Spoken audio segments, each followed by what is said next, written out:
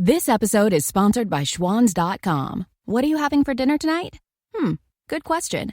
Schwans Home Delivery has a solution for you. Stock up your freezer with high-quality frozen foods like premium meats and sides, delicious ready-made meals, ice cream, and more. No subscriptions, no memberships, just a friendly yellow truck that's been delivering food for almost 70 years. Listeners of this show get a special deal. Get 20% off your first order with code YUM20. Check out schwans.com/YUM for details. Hi, my name is Adam Reichert, co-host of the Talk Eastern Europe podcast. I'm sure you have heard about the country of Belarus, which has been dominating international news headlines, and the massive protests and violence that broke out there. To understand this country better, we have prepared a special documentary podcast series called The Story of Belarus, the nation, its history, and a new hope. In this 10-episode documentary, we explore the country in greater detail. You can learn more by visiting www.neweasterneurope.eu/Belarus or listen anywhere you find podcasts. Hello, everyone, and welcome to the Jeffrey Epstein Show. I'm your host, Bobbycapucci, and this is a morning update. Hey, what's going on, everybody? So, just a quick update. We are about 97,000 downloads away from hitting that million mark. And it's pretty amazing to me to look at these numbers and see that we are closing in on 1 million total downloads. And all I could say is thank you guys so much for supporting the podcast the way you have. Downloading it, interacting with me, getting the message out. It's been an unreal ride. And I've said it a million times. This podcast was never meant to be anything like it is now. Originally, it was me and my producer, Lee. We knew something was wrong with what went on with this case from the very beginning. So we decided to start this podcast just to talk to our friends, basically, and people we know. And it turned into something completely different. And to be honest with you, it's turned me into a completely different person. I had a lot of viewpoints that were pretty ignorant before I started this podcast in regards to just how pervasive sex trafficking is in this country and in the world. I really didn't know anything about it, folks, to be honest with you. I knew that there was a problem, but again, I never dove in deep enough to truly understand the magnitude and the scope of what was going on. So this podcast has completely changed my outlook on things, and it reset my priorities. You know, mainly I was focused on going after government corruption, and still that's a huge part of what I do here on the podcast, right? But it opened my eyes to other things that were occurring right under our noses. And if I would have never started this podcast, Lee and I, back in August, I still wouldn't have any idea about just how deep this rot runs. So not only have, you folks educated yourselves listening to this podcast and, researching, but I too have grown and become more aware of just how serious this issue is. So again, I just want to thank you all for not only riding with me during this podcast, but also teaching me during this podcast, because as much as you say you have learned from me in the emails or on Twitter, I have learned just as much from all of you. And I'll tell you what, it has been a crazy ride, sometimes a frustrating ride, a sad ride for sure. But it seems like, folks, that we have some light at the end of the tunnel here, right? Ghislaine Maxwell in jail. Jeffrey Epstein dead. Surviving Jeffrey Epstein is now currently airing, and they're putting a bit of a spotlight on the co-conspirators. So I think that can only add to them getting arrested eventually, hopefully soon, and wrapped up in this entire conspiracy. And that's just, every day we just keep it grinding and keep it going. And it's just been a wild ride to see where we started and to see where we are now. I don't know how anybody who has been following this case can't be a little bit excited about justice and about karma coming to smack all of Jeffrey Epstein's friends and co-conspirators right in the face. If you would have told me when we started this podcast that we would be sitting here not even a year from the October 1st date of the first Daily Drop, and we would have Maxwell in prison and the co-conspirators on the run, I would have told you that you were crazy. So it's been pretty interesting to see the way this whole entire thing has bloomed since we first started. And I will be forever grateful to all of you out there who have interacted with me, taken the time to send me emails, taken the time to correspond with me, and most importantly, giving up your most precious commodity, the minutes of your life, to spend them here with me on the Jeffrey Epstein Show. So again, thank you all. Closing in on 1 million, and I have some pretty exciting stuff planned for the rest of this year. The only problem for me is I live in Las Vegas, right? So for the whole entire summer, it's almost impossible to shoot videos in the locations I want to shoot outdoors because it's 115 degrees. But now that the weather's clearing up a little bit, we're going to have some videos to go along with the podcast as a companion piece, and we're going to start doing those in cool locations, right? I don't want to just sit in front of a green screen or sit in my office. I want to actually get out and shoot on trail and show you folks some of the places where I spend my time when I'm not here on the podcast. So we have that definitely to look forward to in the very near future. But until then, our article today is from Fox News, and it's Dr. Michael Baden, a year after Jeffrey Epstein's supposed suicide, is still questioning the official narrative, just like the rest of us. And, again, there'll be people who say Dr. Baden is a fame seeker, he's this, he's that, he's whatever.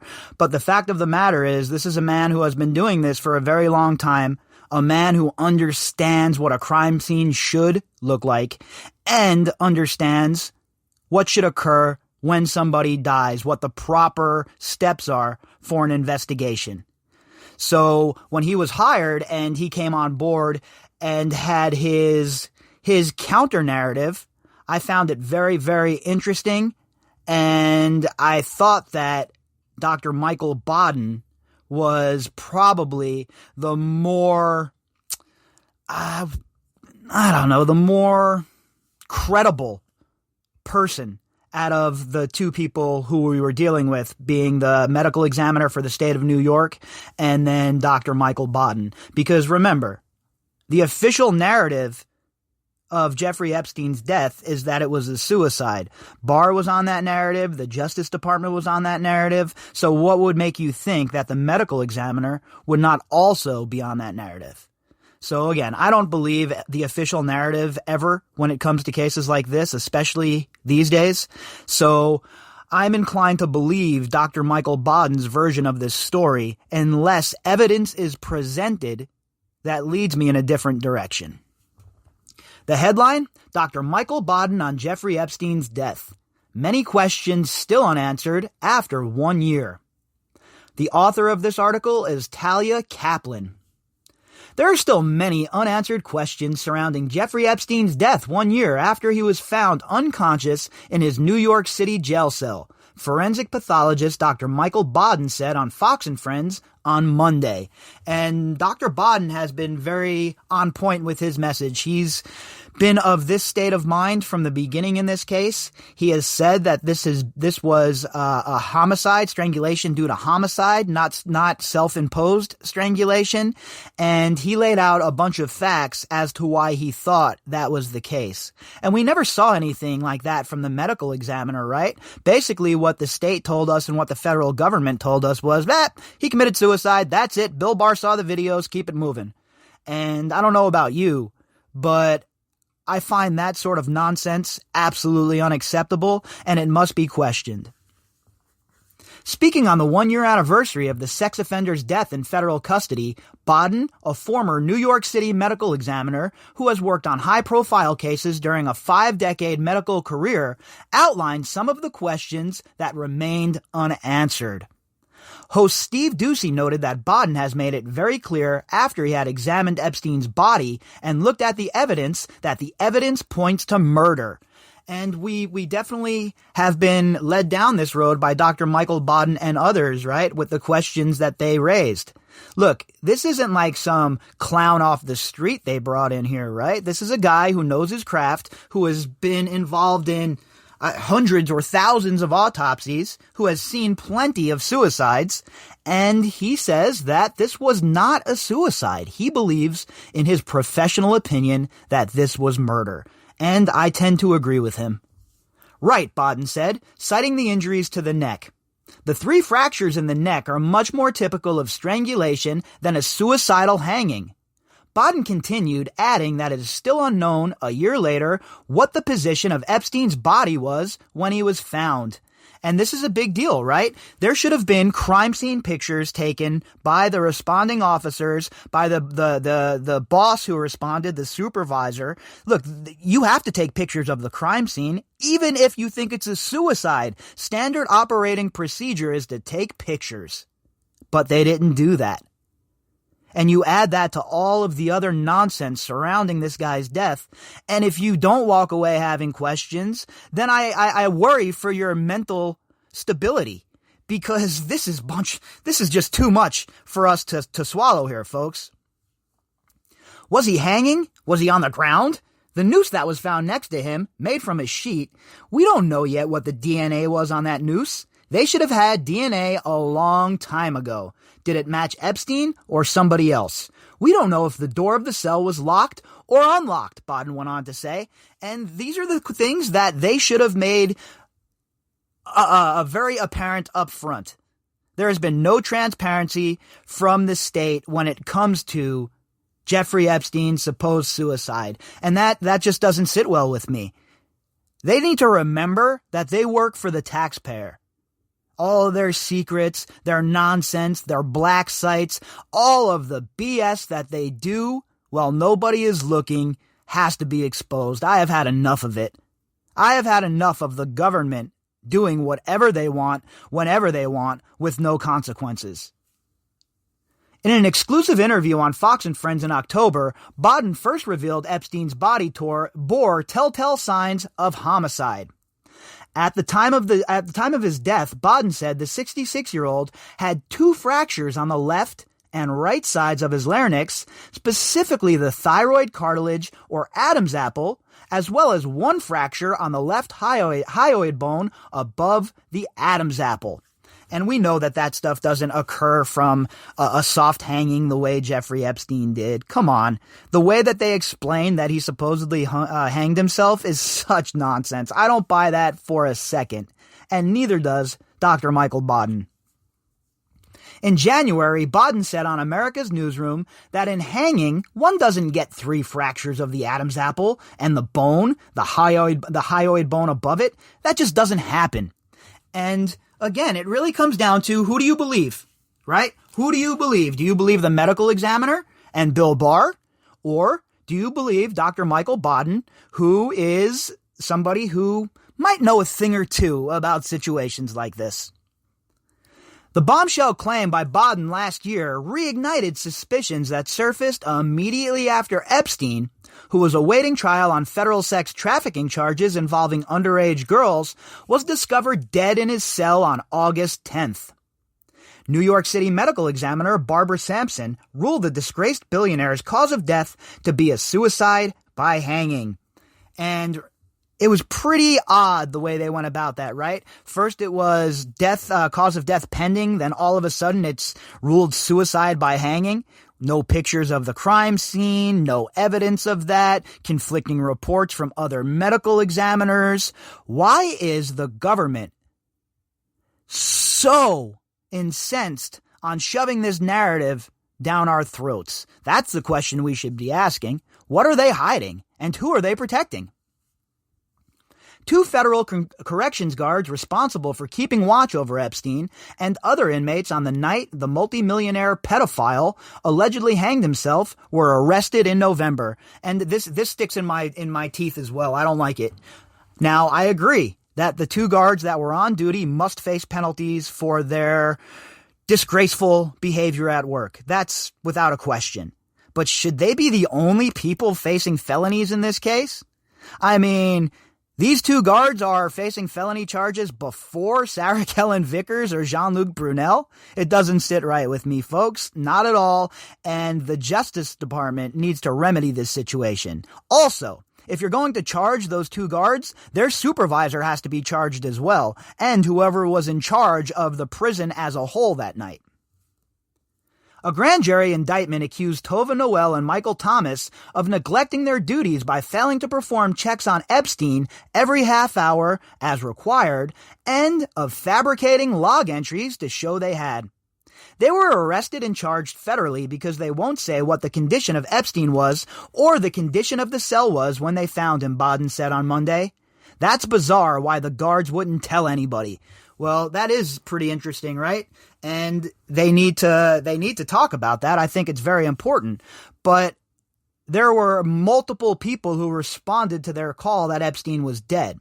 So let's see what everybody has to say. Everybody who showed up needs to be subpoenaed, right? Everybody who answered the call that Epstein was hurt or dying or dead needs to be subpoenaed and become witnesses as to the state of the body when it was first found. These are very important facts to establish how somebody died. And the fact that none of these steps were followed, the fact that all of this protocol was broken and the only people in trouble are Tova Noel and Michael Thomas, it's just absolutely mind-boggling. They are now waiting federal trial and can get up to 15 years for not saying what the findings were when they found the body, he continued, noting that the guards were supposed to go back to trial in March, but the trial is still pending because of the, drumroll please, coronavirus. Boy, that's the excuse for everything, huh? I'm getting real tired of this coronavirus and it being used as an excuse for everything. Enough is enough already, okay? The guards who were working overtime because of staffing shortages when Epstein's body was found were placed on administrative leave while the FBI and the Justice Department's Inspector General investigate. The Inspector General is clawless, okay? He's worthless. Horowitz is not good at his job, and I don't even know why we even have somebody like the Inspector General around. They can't even prosecute. They can just make recommendations. It's such a joke of an office. We believe that it's a rush to judgment by the U.S. Attorney's Office that they decided to charge the lowest level employees on the totem pole for significant system failures by the Bureau of Prisons, Thomas attorney Montel Figgins told Fox Business in November. Figgins said his client, who has worked for the Bureau of Prisons for more than 10 years, is ready to fight this case and to expose the system that is trying to take away his livelihood. Well, good luck with that. I applaud you for trying to, fight back against the system. But my friend, you were part of the problem. You have to share in your portion of the guilt here. Now, again, I don't believe that the two guards are the only ones responsible. They should have some penalties. They should get charged. They should be in trouble. But what about the people above them? There is no accountability from the top. So how in the world do you expect these lowly prison guards to be accountable either? The whole entire environment at the Department of Corrections must change.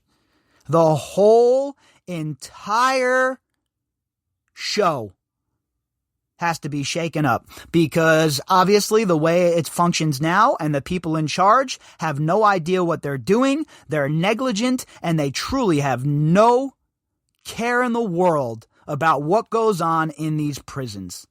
And I don't know about you folks, but I'm pretty sick of it. I'm sick of these people not doing their jobs. I'm sick of all of these bureaucrats who aren't even elected to offices, who get positioned in these offices, going around making things more difficult for everybody. I am just tired of all of it. And the only way it's ever going to change is if we demand our elected officials hold themselves to a higher standard. And I know that seems like a pie in the sky kind of dream, but what else can we do? We have to make sure that we're sending people into these offices that are truly there for the benefit of the population as a whole. Because as you see within the Department of Corrections. It has nothing to do with people being accountable. What they're trying to do is throw the whole entire blame on these two lowly prison guards when we all know that the corruption and the stink and the rot starts at the very top. If you'd like to contact me, you can do that at bobbycapucci@protonmail.com. That's BOBBYCAPUCCI@protonmail.com. You can also find me on Twitter at BOBBY_CAPUCCI. The links to this episode can be found in the description box. All right, everybody, we'll be back later on, and we'll do it all over again. I hope you all enjoy your day.